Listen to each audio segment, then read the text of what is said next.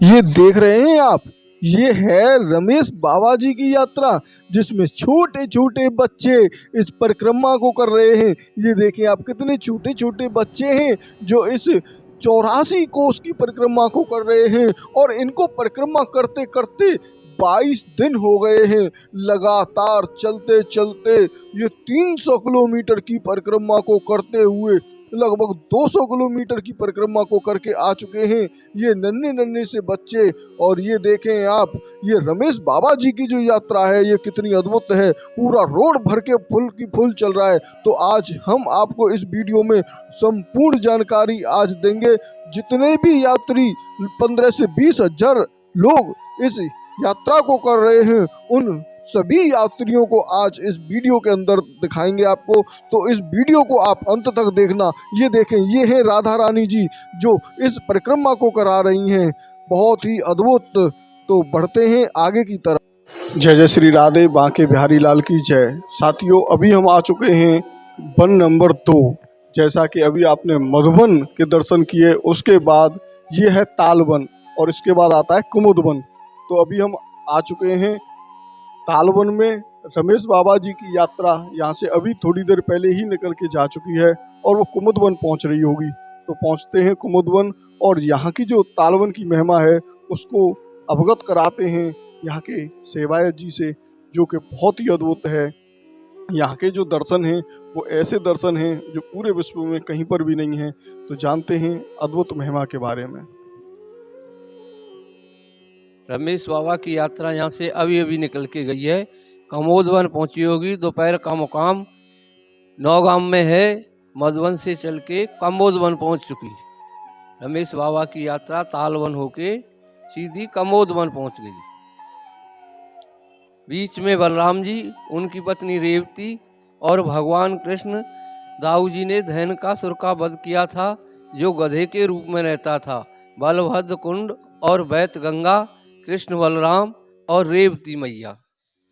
तो अभी हम आ चुके हैं बलभद्र कुंड में। ये आप यहाँ पर दर्शन कर सकते हैं बलभद्र कुंड के। और ये हैं दाऊजी महाराज जी के दर्शन, जो कि अपने आप में बहुत ही अद्भुत हैं। ये आप यहाँ पर कर रहे हैं दाऊजी महाराज के दर्शन। और यहीं पर जो 84 कोस की यात्राएं होती हैं, यहाँ पर रुकती हैं 84 कोस की यात्रा। और ये आप देख रहे हैं प्रांगण काफ़ी बड़ा है। और इसी बलभद्र कुंड के बराबर में एक और कुंड है, उसे भी बलभद्र कुंड ही बोलते हैं। और ये मंदिर उसके बीच में पड़ता है। ये जो स्थान है, मंदिर इस बलभद्र कुंड के दोनों तरफ पड़ता है। तो दिखाते हैं आपको दोनों तरफ की यहाँ की अद्भुत महिमा। तो ये देखें आप, ये है बलभद्र कुंड। और यहीं पर ताड़ के वृक्ष थे, तब से इसका नाम ताड़ वृक्ष तालवन पड़ा है। ये आप देख रहे हैं, ये ताड़ का वृक्ष है। तो कराते हैं इस ताड़ के वृक्ष के भी आपको अद्भुत दर्शन। और यहाँ पर जो यहाँ के गांव वासी हैं वो यात्राओं के लिए चाय और चने का प्रबंध करते हैं। जैसी भी उनके पास में व्यवस्था होती है वैसी वो व्यवस्था करते हैं। तो आप यहाँ पर देख सकते हैं, ये दाऊजी महाराज जी का जो मंदिर है ये काफ़ी अद्भुत और अलौकिक ये स्थान है। यहाँ पर आप देखें, ये जो ग्रामवासी हैं ये चाय की सेवा के लिए यहाँ पर श्रद्धालुओं के लिए जो यात्रा कर रहे हैं उनके लिए यहाँ पर देखें ये चाय बनाई हुई है उन्होंने। और काफ़ी चाय अभी यहाँ पर बच चुकी है। बाकी और लोग भी आ रहे हैं और इस चाय का भी वो भी आनंद लेंगे। तो कराते हैं आपको उस ताड़ के वृक्ष के दर्शन, जो अपने आप में बहुत ही अद्भुत और अलौकिक हैं। ये देखें आप, ये हैं 2 ताड़ के वृक्ष। अभी पहले ये बहुत वृक्ष थे, लेकिन श्री कृष्ण जी के जो भाई थे बलदाऊ जी, उन्होंने इसमें एक मुक्का मारा, जिसकी वजह से वो सभी ताड़ के वृक्ष एक के बाद एक यहाँ से गिर गए। ये देखें आप, अगर ऊपर की तरफ देखेंगे तो ये है ताड़ के वृक्ष और इन पर अभी फल नहीं लगे हुए हैं। तो बहुत ही अद्भुत। तो अब बढ़ते हैं आगे की तरफ, कुमुदवन की तरफ, जहाँ पर रमेश बाबा जी की जो यात्रा है वो चल रही है। और आज उसका पड़ाव होगा नौगांव में। तो पहुँचते हैं और आगे के दर्शन आपको कुमुद वन के कराते हैं। आदेश श्याम। तो अभी हम आ चुके हैं कुमुद वन में।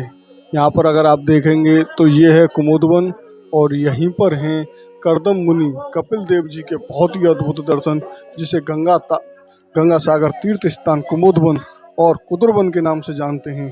तो यहाँ पर आप देखेंगे ये हैं कपिल मुनि जी और यहीं पर हैं कुमुद बिहारी जी के दर्शन, जो कि बहुत ही अद्भुत हैं। और यहीं पर अगर आप देखेंगे तो ये है गंगा सागर तीर्थ। यहाँ इस तीर्थ में लोग कर रहे हैं स्नान। तो आप यहाँ पर देखेंगे ये यहाँ पर स्नान हो रहा है और गंगा सागर तीर्थ का अद्भुत आनंद यहाँ पर लोग ले रहे हैं। तो कराते हैं आपको कुमुद बिहारी जी के दर्शन, जो कि अपने आप में बहुत ही अद्भुत हैं और अधिक आनंद, मन प्रसन्न हो जाता है ऐसे अद्भुत दर्शनों को करके।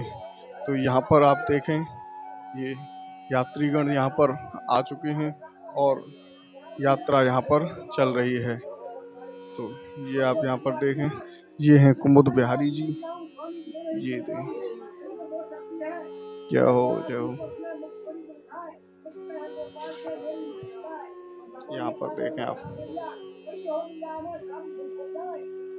यहाँ पर जो महाराज जी यहाँ पर कथा बता रहे हैं उसका आनंद यहाँ पर ले रहे हैं। और यहीं पर अगर आप देखेंगे इधर की तरफ तो यहाँ पर श्री कृष्ण जी यहाँ पर अपनी लीलाएं करते हुए हैं। ये देखें कितने अद्भुत दर्शन आप यहाँ पर कर रहे हैं। जय श्री कृष्ण। और ये देखें आप, बहुत ही अद्भुत आनंददायक ये स्थान ये आप में बहुत अलौकिक है। तो भगवान की कृपा से हरे कृष्ण, भगवान की कृपा से और वो जो है जलघड़िया जाके जंगल हुआ गिरिराज तलहटी में, और जंगल होते हुए उसको बुखार आया, वो नहा नहीं पाया, पानी फैल गया, सोच भी नहीं किया, साफ नहीं हुआ। दूसरे देख रहे थे, उन्हें कह दिया महाराज देखो ये जलघड़िया बुड्ढे हैं, इसने स्नान नहीं किया और ये जंगल होके आया है और ये गंदा है, ठाकुर जी को जल लेके आएगा झाड़ी भर के। उसने कहा जलघड़िया ने कि नहीं जैसा मैंने स्नान किया है। वो अपनी जिद पे, और वो अपनी जिद पे हमने देखा है झूठ बोल रहा है, ये जल भरने के योग नहीं है। इसी बात को लेकर के और जय ने कहा, गोसाई बालकों ने ये कहा अरे भैया कैसे स्नान किया जलघड़िया जी? तो ये कहा कि बताऊं, मैं गिरिराज जी की तलहटी गया और शरीर में बेचैनी हो गई, मैं जमीन में लेट गया, मेरा पानी फैल गया, जंगल हुआ, गिरिराज जी की रज से, गिरिराज जी की तलहटी में हवा लगने से मैंने स्नान किया। तो गोसाई बालकों ने कहा कि यह स्नान पक्का है, राइट है, ये नहाने का स्नान नहीं है। तो ब्रिजवासी कभी गंदा नहीं है, ब्रिज में आप भी गंदे नहीं हो, भाव को शुद्ध रखो, भाव को शुद्ध रखो। जीव कभी गंदा नहीं है और जीव कभी शुद्ध भी नहीं है। ये तो हमारा शरीर का नियम है, कितना भी धो लें इसको फिर भी गंदा रहेगा, जाएगा ही नहीं, मल में सब रहेगा इसमें। तो ये भगवान की कृपा है। यहाँ भगवान ने गाय चराया, गोपियों से दहीपान किया, कुंड में स्नान किया, गोपियों ने माला बना के भगवान को दिया, भगवान ने माला बना के गोपियों को दिया, श्रृंगार किया राधे जी का, नंद बाबा को तीर्थों को दिखाया, कपिलमुनि को दर्शन दिया, यहाँ तपस्या किया है। तो यहाँ ब्रह्मा जी का अनादर कर दिया, क्यों चोरी करके ले गया ग्वालों को पशुओं को, ब्रह्मा जी यहाँ भगवान जी ने दिखाया। बोलो जय श्री कृष्ण, जय श्री राधे रानी की जय। ये ब्रज का कथा बहुत, कथा तो बहुत होता है।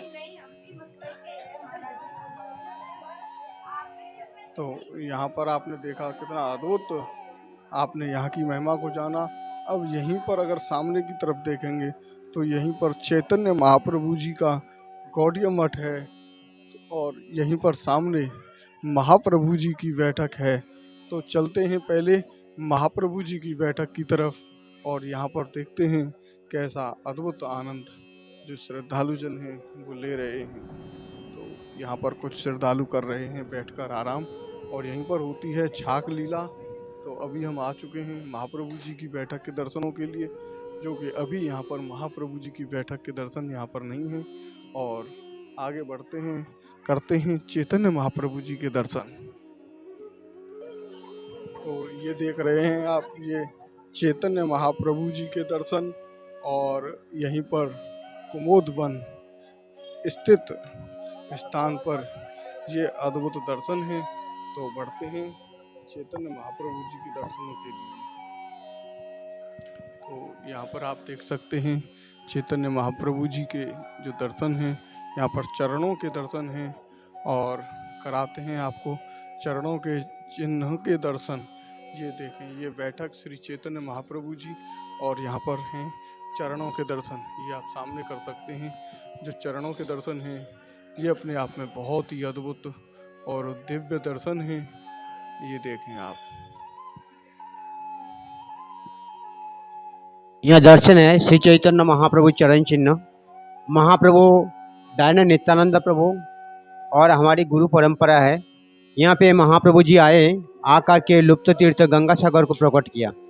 गंगा सागर यहाँ पे नंद बाबा का 85 वर्ष वयस में कोई बच्चा नहीं था। उन्होंने शंकर पर रखा, हमारी कोई बच्चा होगा, सब तीर्थ भ्रमण करेंगे, सब तीर्थ स्नान करेंगे।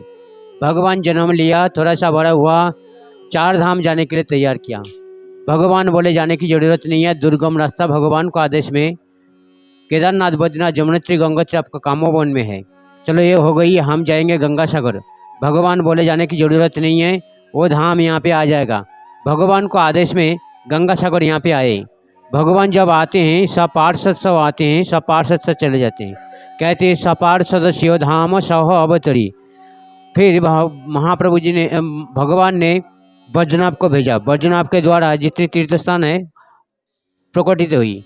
फिर काल के प्रभाव से वो भी लुप्त हो गई। फिर चैतन्य महाप्रभु जी आए, आकर के वो लुप्त तीर्थों को दोबारा प्रकट किया। बोलो चैतन्य महाप्रभु की। हरे कृष्ण। चरणों के जो चिन्ह हैं वो आप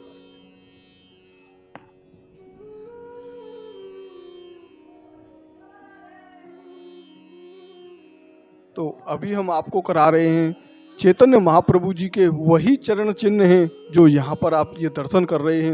ये बहुत ही अद्भुत दर्शन हैं और ये शीशे में दर्शन होते हैं। आप यहाँ पर कर रहे हैं एकदम साक्षात दर्शन श्री चैतन्य महाप्रभु जी के चरण चिन्ह हैं। और यही चैतन्य महाप्रभु जी थे जिन्होंने इस ब्रज की जितनी भी स्थल थे उनको उजागर किया। तो आज आप यहाँ पर बहुत ही अद्भुत दर्शन कर रहे हैं। महाराज जी ने आपको यहाँ पर जो यहाँ की कथा है उससे अवगत कराया, जो कि अपने आप में बहुत ही अद्भुत थी। ये देखें आप, रमेश बाबा जी अभी अभी यहाँ से निकल के जा रहे हैं और लोग उनको प्रणाम करके चल रहे हैं, इस परिक्रमा को कर रहे हैं। यहीं पर एक इस परिक्रमा को जो यात्री कर रहे हैं उसमें से ये जो व्यक्ति हैं ये ब्रजवासी हैं और इन्होंने इन यात्रियों के लिए रखा हुआ है खाने के लिए थोड़ा सा बहुत ही प्रेम पूर्वक चाय और मठरियों का नाश्ता। तो ऐसे ही यहाँ के जो ब्रजवासी हैं वो अनेकों ब्रजवासी अपने घरों के सामने ही कुछ छाछ लेकर, कुछ मठा लेकर और कुछ पानी लेकर, जिसके हाथ में जो कुछ भी मिल जाए उसको लेकर बैठ जाता है और यात्रियों की सेवा में लग जाता है। वैसे तो रमेश बाबा जी की जो यात्रा है उसमें से संपूर्ण भोजन जितने भी यात्री हैं उन सब के लिए भोजन बन के आता है और वही भोजन यहाँ पर पाल में आके, जिसको तंबू कहते हैं, उसमें सबको बांट दिया जाता है। सब बड़े ही प्रेम पूर्वक उस भोजन को करके इस यात्रा को कर रहे हैं। सुबह और शाम वहीं से भोजन बन के आता है और सुबह के समय में एक काढ़ा दिया जाता है जो अपने आप में बहुत ही अद्भुत है। तो यहाँ से अभी राधा रानी जी निकल के आ रही हैं। ये देखें आप, करें राधा रानी जी के बहुत ही अद्भुत दर्शन। ये देखें, जय हो राधा रानी सरकार की जय। आप कमेंट बॉक्स में राधा रानी की जय जरूर लिखें। अगर आप इस वीडियो को देख रहे हैं और यहाँ तक आपने ये वीडियो अगर देख ली है तो आप इस वीडियो को संपूर्ण अंत तक जरूर देखें, जिससे कि इस यात्रा में जितने भी यात्री हैं कैसे कैसे वो कांटों में होके निकल रहे हैं, कैसे यहाँ के जो रास्ते हैं उनमें होके निकल रहे हैं, ब्रज की रज में होके निकल रहे हैं।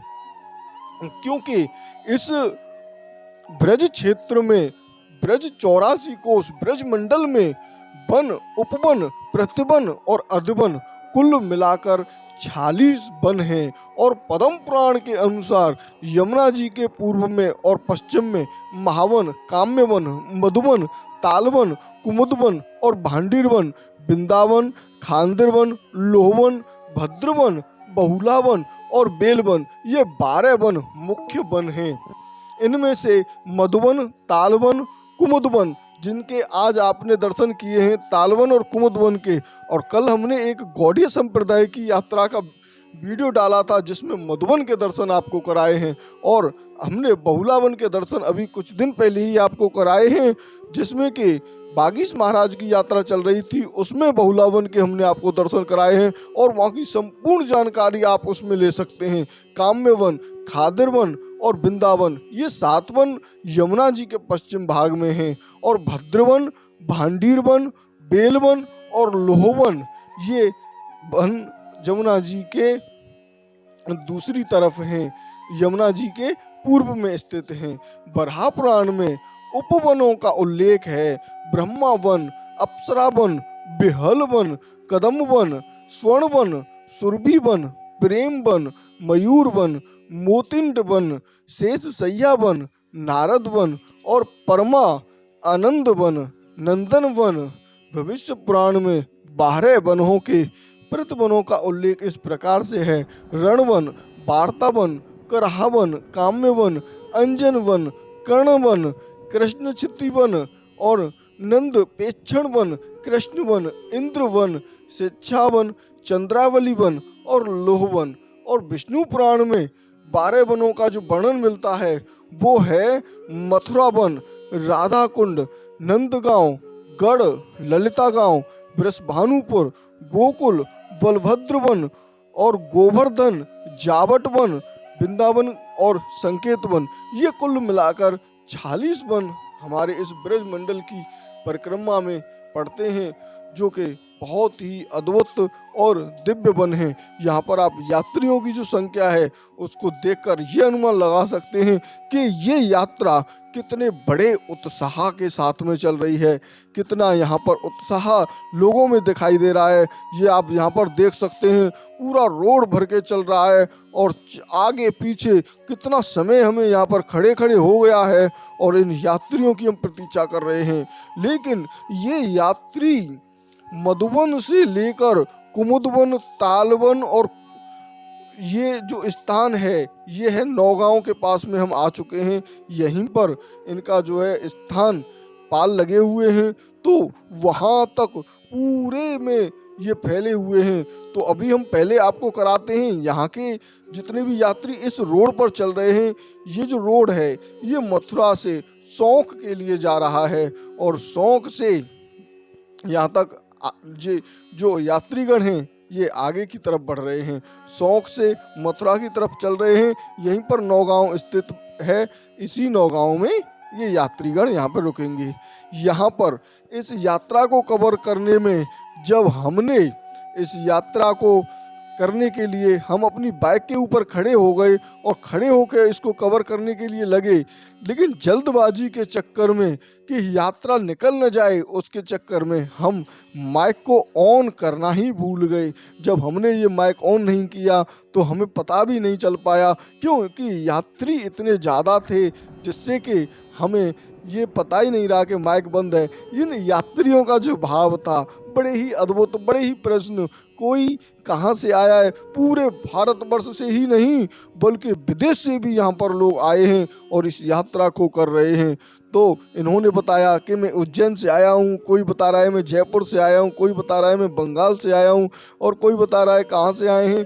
अनेकों स्थानों से ये लोग पूरे भारतवर्ष के एक एक गांव से यहाँ पर लोग आए हैं और अद्भुत आनंद बता रहे हैं कि इस यात्रा को करने में हमें बड़ा ही आनंद आ रहा है, बड़े ही प्रसन्न हम हो रहे हैं। और हमने बहुत लोगों से पूछा कि खाने की, पीने की, रहने की कैसी व्यवस्था है, तो तो सबने बहुत अच्छी व्यवस्था बताई। हालांकि कुछ यात्रीगण इस यात्रा को छोड़कर चले गए हैं, क्योंकि एक दिन ऐसा हुआ था कि ये यात्रा वृंदावन में थी और उस वृंदावन में भयंकर भीषण बारिश आई। जब भयंकर भीषण बारिश आई तो उसमें जितने भी तंबू थे वो सभी तंबुओं में पानी भर गया। खेत में जो तंबू लगे हुए थे उसमें कीचड़ हो गई, जिसकी वजह से कुछ यात्रीगण जो इस यात्रा को संपूर्ण नहीं कर पाए वो सीधे अपने गांव चले गए। इस यात्रा को बीच में ही छोड़ के चले गए, क्योंकि इस यात्रा का नियम ही ऐसा है कि ये राधा रानी जी की कृपा है। जिस पर राधा रानी जी की कृपा होती है, ये देखें ये माता जी कितनी प्रसन्न हो रही हैं इस यात्रा को करने में। बच्चे, बुजुर्ग, जवान सभी लोग इस यात्रा को कर रहे हैं। तो जैसा कि आप यहाँ पर देख सकते हैं, बहुत ही अद्भुत भाव इन श्रद्धालुओं का है, जो आप इनके चेहरे से देख सकते हैं कि कितने ये प्रसन्नचित्त दिखाई दे रहे हैं। अगर आप इनकी बातें सुनते तो आनंद बहुत ज़्यादा आता, लेकिन राधा रानी जी की ऐसी कृपा है कि जब हमने राधा रानी जी का पहले वीडियो शूट किया उसमें भी ये माइक हमसे ऑन नहीं हुआ कई स्थानों पर, और इस बार की जो यात्रा है इसमें भी हमें ऑन नहीं हो पाया। तो राधा रानी जी ये नहीं सुनाना चाहती हैं इनके भाव, तो उनकी इच्छा है, कोई हमें प्रॉब्लम नहीं हो रही है, बस राधा रानी जी की हमें तो बस कृपा चाहिए। तो आप यहाँ पर देख सकते हैं। अब हम बढ़ते हैं और आगे की तरफ।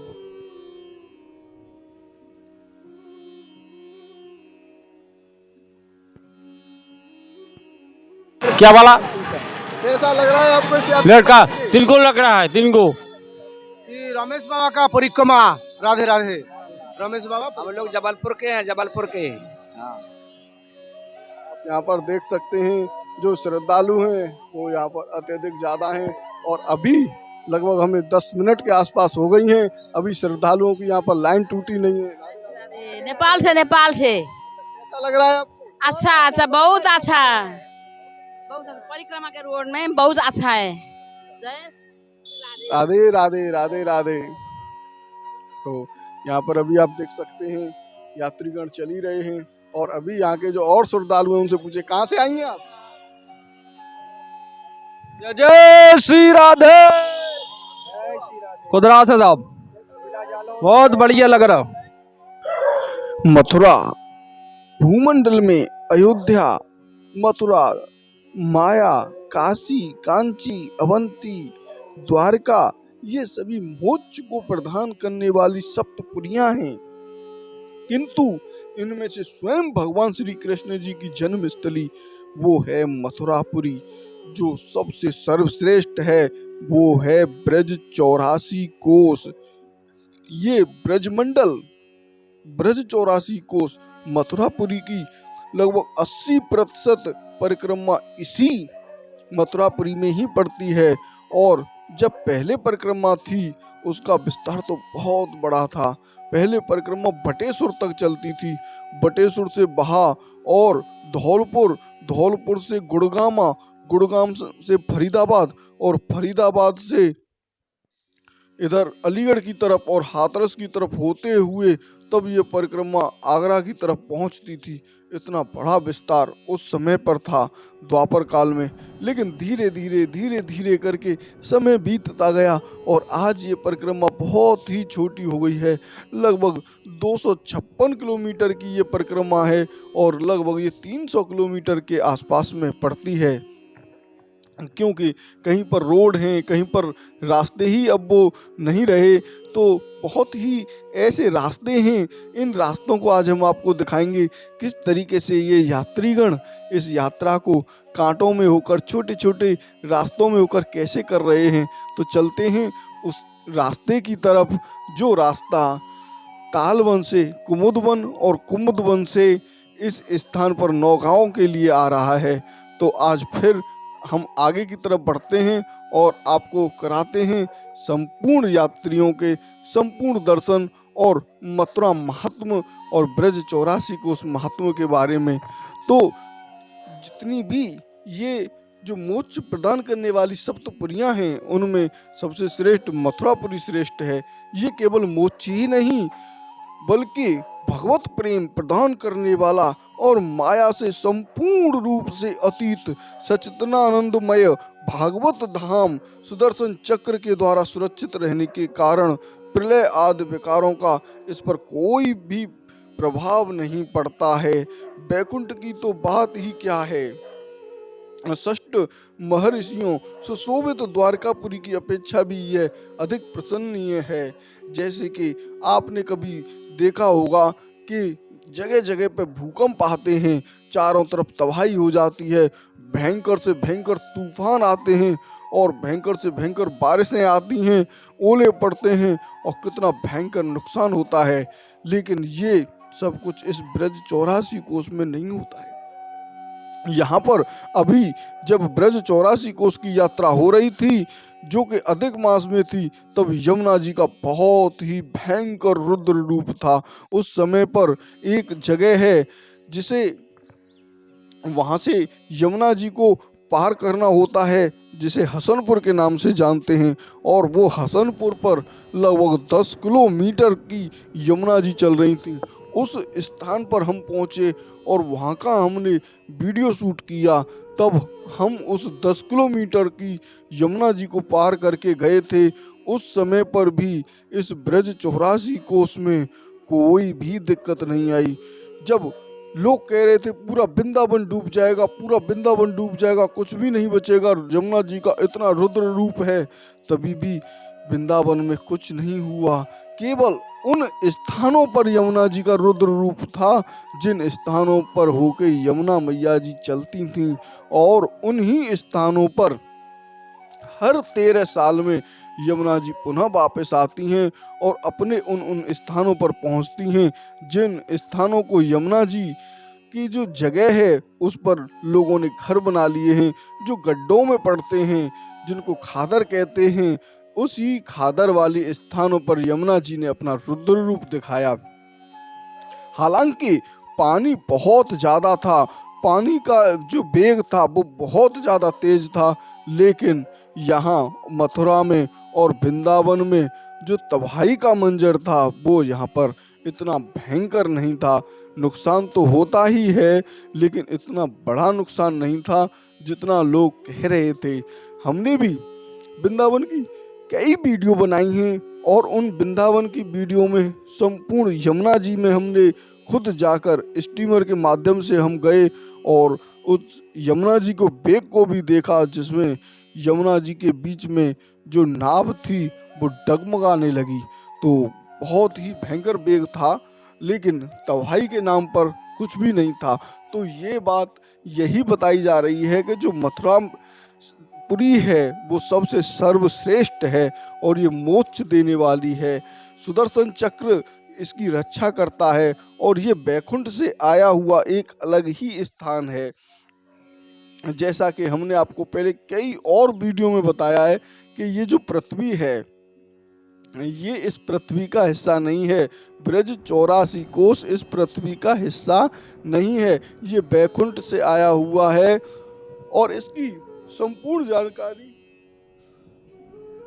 आपको हम किसी और वीडियो में देंगे।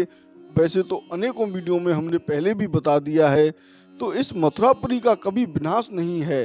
सतयुग के प्रारंभ में बालक ध्रुव और देव ऋषि नारद का यहीं पर मिलन हुआ था और यहीं यमुना के ध्रुव घाट पर यमुना में स्नान करके बालक ध्रुव ने नारद जी से भगवत मंत्र ग्रहण किया और पास ही मधुबन महुली गांव में भागवत आराधना करके सिद्धि प्राप्त की थी। और सतयुग में महाराज अम्बरीश यहीं पर द्वादशी व्रत का पारण कर रहे थे और उसी समय दुर्वासा ऋषि वहां पर पधारे और यहीं पर दुर्वासा ऋषि ने भक्त अम्बरीश महाराज की महिमा की उपलब्धि की। सुदर्शन चक्र से कैसे इनकी रक्षा हुई, चक्र तीर्थ और अम्बरीश टीला आज भी इसके साक्षी हैं। त्रेता युग में श्री शत्रुघ्न जी ने भगवान श्री रामचंद्र जी का आदेश पाकर यहीं पर मधु दैत्य के पुत्र लवणासुर का वध किया और यही द्वापर में श्री कृष्ण जी ने विविध लीलाओं की स्थली होने का गौरव इसे प्राप्त है। श्री कृष्ण जी ने वेद व्यास का यही यमुना जी के द्वीप में जन्म प्रसिद्ध है और कलयुग में राधा कांति भाव से सुबलित स्वयं भगवान श्री सच्चिनंद गौर हरि ब्रज धाम के दर्शन हेतु सर्वप्रथम मथुरापुरी में ही पधारे, जिन्हें चैतन्य महाप्रभु जी के नाम से जानते हैं, और यहीं पर उन्होंने विश्राम किया और घाट घाट में उन्होंने इस घाट घाट का पानी पिया और इस 84 कोस ब्रजमंडल की लीलाओं स्थलियों का दर्शन किया।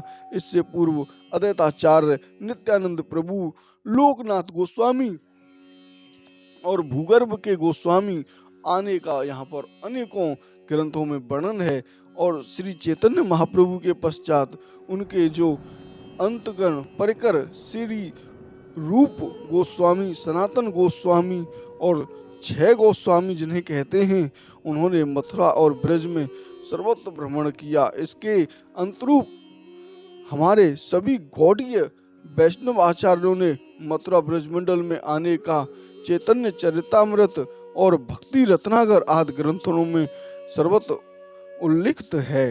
पुराणों में मथुरापुरी का भूरि भूरि महत्व उल्लेख है। भगवान केशव देव जी इस पुरी के मध्य में कणकाण के रूप में विराजमान हैं। उत्तर की पंखुड़ी में श्री गोविंद देव जी वृंदावन में विराजमान हैं, जिनके दर्शन से मनुष्य संसार चक्र से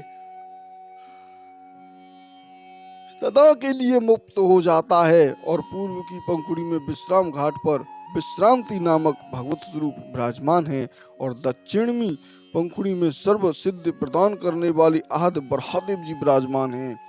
मथुरा में जहाँ तहाँ स्नान करने जीवों का समस्त पाप दूर हो जाता है और पग पग पर अश्वमेघ यज्ञ का फल प्राप्त होता है। भगवान अपने श्रीमुख से कह रहे हैं कि हे वसुंधरे, पाताल लोक में, मनुष्य लोक में और अंतरिक्ष में कहीं पर भी निश्चय रूप से मथुरा जैसा और कोई मेरा प्रिय स्थान नहीं है। हे वसुंधरे, मेरे शयन काल में चतुर्मास में पृथ्वी के सारे तीर्थ, समुद्र, सरोवर मथुरा में निवास करते हैं, और स्कंद पुराण में ऐसा उल्लेख है जो फल भारत वर्ष के किसी अन्य भाग में लाखों वर्ष तक वास करने से प्राप्त नहीं होता, वही फल मथुरा नगरी के एक बार स्मरण मात्र से ही प्राप्त हो जाता है। श्री मथुरा में जप उपवास करने वाले मनुष्य श्री कृष्ण के जन्म स्थान का दर्शन करके समस्त पापों से विमुक्त हो जाते हैं। ब्रह्मघाती, मध्यघाती, गौघाती और ब्रह्म हत्या, ब्रह्मचर्य से भ्रष्ट पापी व्यक्ति भी मथुरा की परिक्रमा करने वाले मात्र से उक्त सभी पापों से मुक्त हो जाते हैं, और अन्य दूर देशों से आकर जो लोग मथुरापुरी की परिक्रमा करते हैं, श्री लीला स्थलियों के दर्शन करते हैं, और दर्शन मात्र से ही सभी प्रकार के पापों से मुक्त हो जाते हैं। यहाँ तक कि यदि कोई व्यक्ति मथुरा में वास करूँगा ऐसा संकल्प करता है तो वह समस्त बंधनों से मुक्त हो जाता है। और पद्म पुराण में तो यहाँ तक कहा गया है कि जहाँ कहीं से भी किसी ने भी मथुरा दर्शन करने की अभिलाषा की हो, किंतु दर्शन करने से पहले ही जहाँ कहीं भी उसकी मृत्यु क्यों न हो जाए, उसका निश्चय ही मथुरा में जन्म होता है। इसमें तनिक भी संदेह नहीं है। प्रकृति से अतीत और मथुरापुरी में केवल उन्हीं लोगों की रति होती है जिनकी भगवान श्री कृष्ण में अविचल भक्ति रहती है, तथा जो श्री कृष्ण के प्रचुर कृपा पात्र हैं। वायु पुराण में बताया गया है कि मथुरा मंडल 84 कोस में परव्याप्त है। भगवान श्री हरि सदा सर्वथा और स्वयं निवास करते हैं। अहो, श्री नारायण के धाम बैकुंठ से भी श्रेष्ठ मथुरा धाम धन्य है, जहाँ केवल एक दिन निवास करने से श्री हरि की भक्ति प्रदान हो जाती है, और 3 रात्रि निवास करने वाले परम दुर्लभ भगवत प्रेम प्राप्त हो जाता है, और ये मुक्त महापुरुषों के लिए परम दुर्लभ है। श्री रूप गोस्वामी ने श्री मथुरा महात्म्य का ऐसा उल्लेख किया है कि हे अवंती, तुम अपने हाथों में पीकदानी लेकर प्रस्तुत हो जाओ। हे मायापुरी, हरिद्वार, तुम चामर व्यंजन करने के लिए प्रस्तुत हो जाओ। हे कांची, तुम अपने हाथों में छत्र ग्रहण कर लो। हे काशी, तुम अपने हाथों में पादुका ग्रहण करके प्रस्तुत रहो। हे अयोध्या, तुम और न डरो हे द्वार के, आज तुम स्वतः ही स्तुति न करो, क्योंकि तुम किंकरियों से प्रसन्न होकर ये मथुरा देवी आज महाराज धीराज श्री कृष्ण की राजमहिषी हुई है। ऐसी अद्भुत महिमा है इस मथुरा नगरी की। ये जो आप स्थान देख रहे हैं, ये आप देख रहे हैं, ये कैसा कैसा जंगल है और इस जंगल में होकर कैसे ये परिक्रमा चल रही है। अभी ये लोग जितने भी हैं ये उस परिक्रमा से पीछे रह गए हैं जो हमने आपको अभी पहले कराई थी, जिसमें तो अभी ये परिक्रमा ये देख सकते हैं आप कितनी अद्भुत चल रही है। और इसी तरीके से जो रास्ते थे इन परिक्रमार्थियों ने 20 दिन ऐसे ही गुजारे हैं। अब ये परिक्रमा जब माताजी गौशाला से चली तो मानगढ़ पहुंची। मानगढ़ से दानगढ़, कुशल बिहारी जी, श्री जी मंदिर, मयूर कुटी, सांकरी खोर, बिलासगढ़ और माहेश्वरी सर बिहारी जी के दर्शन करते हुए दोहनी कुंड पहुंचती है और फिर माता जी की गौशाला पर दोबारा पहुंच जाती है। फिर ये बहुला बिहावला लीला जहाँ पर होती है वहीं पर देह कुंड है और ललिता सखी जी का अट्टा है और वहीं पर ललिता सखी जी का भी मंदिर है। दाऊजी, सनोखर, ब्रजेश्वर महादेव और रावण वन, पांडर वन, चित्रा सखी, चिकसौली और भानपुर ये यात्रा चलते हुए पीली पोखर पहुंचती है जहां पर प्रिया कुंड है, गुलाब सखी की समाधि, लक्ष्मी नारायण जी का मंदिर, प्रेम सरोवर, बेहवल कुंड, संकेत देवी जी के दर्शन करते हुए महाप्रभु जी की बैठक, श्याम कुंड, राधा रमण जी के दर्शन, दो मिल वन, पूर्णमासी, उद्धव क्यारी, नंदगांव और नंदगांव के बाद फिर ये परिक्रमा पावन सरोवर पहुंच जाती है। मोती कुंड, मयूर कुंड, आशीश्वर महादेव, टेर कदम, कृष्ण कुंड, ललिता कुंड, यशोदा कुंड, नंद सिरक, चरण पहाड़ी, पनिहारी कुंड, बिंदा कुंड और कोकला वन। कोकला वन के बाद ये परिक्रमा पांडव गंगा पहुंच जाती है। पांडव गंगा से दाऊजी मंदिर, छोटी बठैन, बड़ी बठैन, चरण पहाड़ी, चरण गंगा, कामर, सिरथरा रोड और मोहन जी के मंदिर पहुंचते हुए ये दुर्वासा, रासबन, रासौली, ब्रजभूषण मंदिर, गिरवर दास मंदिर, परमहंस, कुंठा बाबा मंदिर और कोटवन। कोटवन से फिर ये परिक्रमा होडल, पेंगलतू, सिद्ध बाबा मंदिर, भिंडुकी, बेसबा, विष्णु मंदिर, क्षीर सागर, प्रहलाद मंदिर, क्षीर सागर में शेष सैया मंदिर, नंदवन, खरौट, कोसी, शेरगढ़, फालेन, प्रहलाद कुंड, पैगांव, नागाजी महाराज के दर्शन करते हुए जटवारी पर पहुंचती है। उसके बाद खेलन वन, शेरगढ़ परिक्रमा, ऐछा दाऊजी, बिहार वन और भीमागढ़ी, कसरौट, तपोवन, चीरघाट, गांगरोल, नंदघाट, बसई, मई, सेई, बालहरा, रासौली, यमुना पार करने के बाद फिर ये परिक्रमा बंसीवट, भांडीर वन पहुंचती है और उसके बाद ये परिक्रमा माठ, बेगमपुर, गाजीपुर और बेलवन, राधा रानी जी मानसरोवर और वृंदावन में फिर इसका 2 दिन का पड़ाव रहता है। उसके बाद पानी गांव, मावली, लोहवन, लगला घीना, सिरोहा, कारव पहुंचने के बाद ये यात्रा बंदी आनंदी, मीरपुर, छौली, बलदेव, दाऊजी करते हुए खंडेरा, हवेली, बसई, हरदसा, ऋण मोचन, चिंताहरण, पड़ाव, ब्रह्मांड घाट, महावन, 84 खम्मा, रमण रेती, रसखान की समाधि, ताज बीबी की समाधि, गोप तलैया, गोकुल, चंद्रावली, रावल, इन स्थानों के दर्शन करते हुए ये लक्ष्मीनगर यमुना जी के पुल पर आ जाती है जहाँ पर विश्राम घाट है। वहीं रंगेश्वर मंदिर, जयगोदेव मंदिर, मोहली, मधुबन में ये यात्रा पहुँचती है। तो आज ये यात्रा मधुबन से ध्रुव टीला, कृष्ण कुंड, मधुबन, तालवन, कुमुदवन और उस पार गांव में होते हुए नौगाम पर इसका पड़ाव जाके होगा।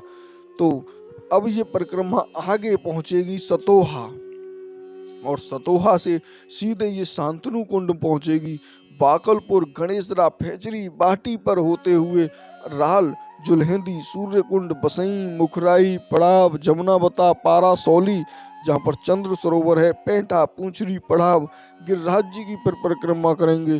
पूरे गोवर्धन की परिक्रमा करने के बाद फिर ये यात्रा श्याम ढाक, समाई, उमराव, नगला फौजदार, नगला चाहर, डीग, राधा कृष्ण मंदिर, राधा नगरी, टांकोली पड़ाव, गुहाना, बूढ़े बद्री, जटखोर, पहलवाड़ा, खोह पड़ाव, नील घाटी, अलीपुर, हिरन खोई, देव सरोवर, गंगोत्री, यमुनोत्री, हरिद्वार, हर की पैड़ी आदि बद्री और अलीपुर, पशुपतिनाथ, पपोसा में ये यात्रा पहुंचेगी।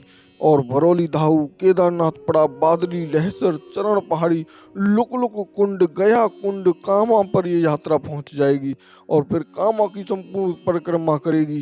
फिर कनवाड़ा, नागाजी, कदम खंडी और सुनहरा होते हुए फिर ये यात्रा बरसाने पर आके अपना समापन करेगी। इस प्रकार से ये संपूर्ण यात्रा चल रही है और आगे ये यात्रा लगातार ऐसे ही चलती रहेगी।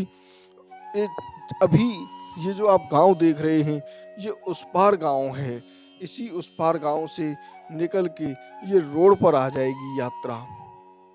अब ये यात्रा पहुंच जाएगी राल गांव में और राल गांव में जो है बलराम कुंड है, जलहोंदी गांव है, बसोती गांव है, मटोली, भदाल और अनेकों ऐसे स्थान हैं जो अपने आप में बहुत ही अद्भुत और दिव्य स्थान हैं।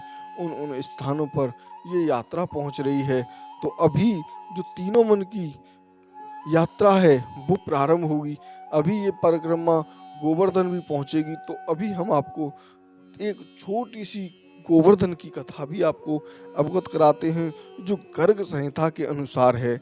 एक बार गोलोक धाम में श्री राधा कृष्ण ने अपनी प्रेममयी रास लीला की और रास लीला के अंत में श्री कृष्ण राधा जी के ऊपर बड़े प्रसन्न हुए। श्री कृष्ण जी को प्रसन्नचित्त देखकर राधा जी बोली, हे जगदीश्वर, यदि आप रास में मेरे प्रेम से प्रसन्न हैं तो मैं आपके सामने अपने मन की प्रार्थना व्यक्त करना चाहती हूँ। भगवान बोले, हे प्रिय, तुम्हारे मन में जो इच्छा हो मुझसे मांग लो। कहा, वृंदावन में यमुना जी के तट पर दिव्य निकुंज पार्श्व भाग में आप रास करने के योग्य कोई ऐसा एकांत और मनोरथ स्थान प्रकट कीजिए। देव देव, यही मेरा मनोरथ है। तब तथास्तु कहकर भगवान ने एकांत लीला की योग्य स्थान का चिन्हित करते हुए नेत्र कमलों द्वारा अपने हृदय की ओर देखा और उसी समय गोपी समुदाय को देखते देखते श्री कृष्ण के हृदय से अनुराग के मूर्तिमान अंकुर की भांति एक सघन तेज प्रकट हुआ। रास भूमि में गिरकर वह पर्वत के आकार में बढ़ गया और वो सारा के सारा दिव्य पर्वत रत्नाधुमुक्त्य था और सुंदर झरनों कंदराओं से उसकी बड़ी शोभा थी। कदम्ब, बकुल, अशोक आदि वृक्ष तथा लता जाल उसे चारों तरफ से मनोहर बना रहे थे।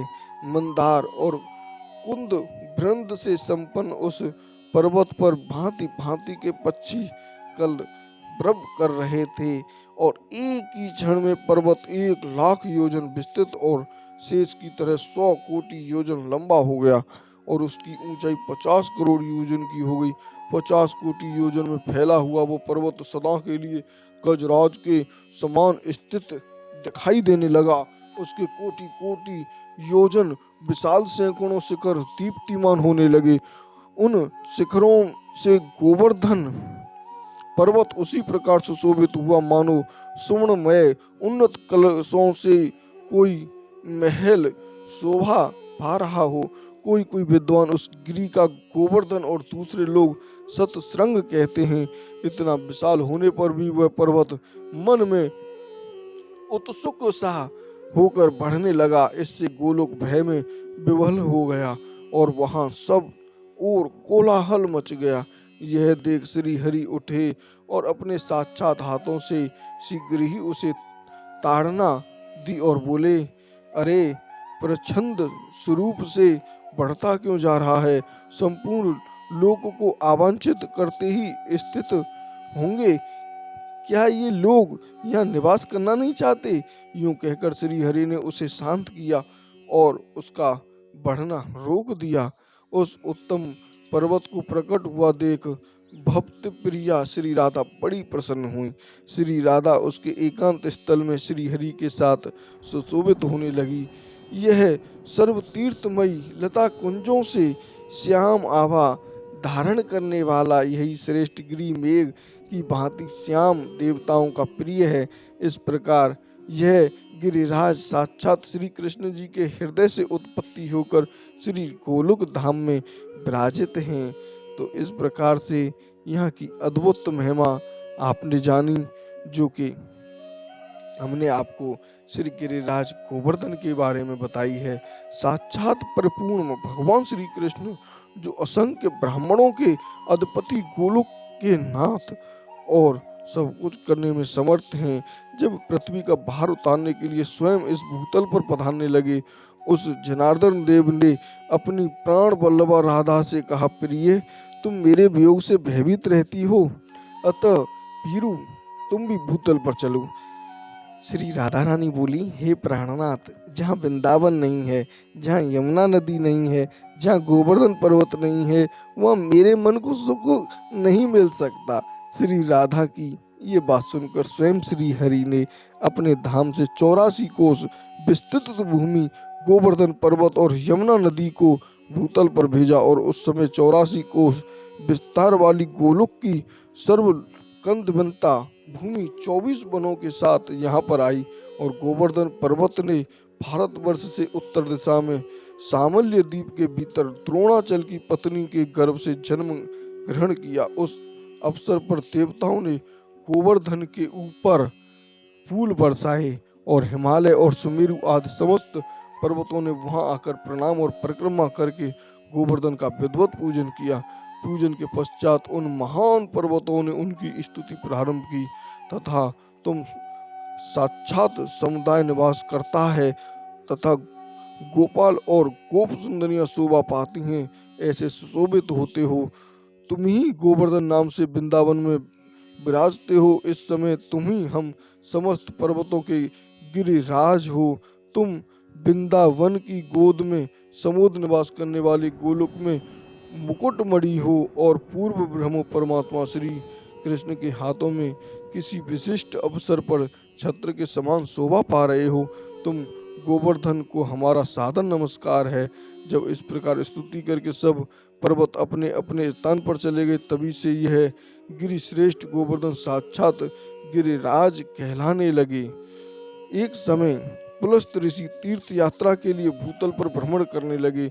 उन महामुनि द्रोणाचार्य के पुत्र श्यामवर्ण वाले श्रेष्ठ पर्वत गोवर्धन को देखा, जिसके ऊपर माधवी लता के सुमन सुशोभित हो रहे थे। निर्जरों ने झरझर शब्द को वहां गूंज रहे थे। इस पर्वत पर बड़ी शांति विराज रही थी और अपनी कंदराओं के कारण वह मंगलमय धाम जाना पड़ता।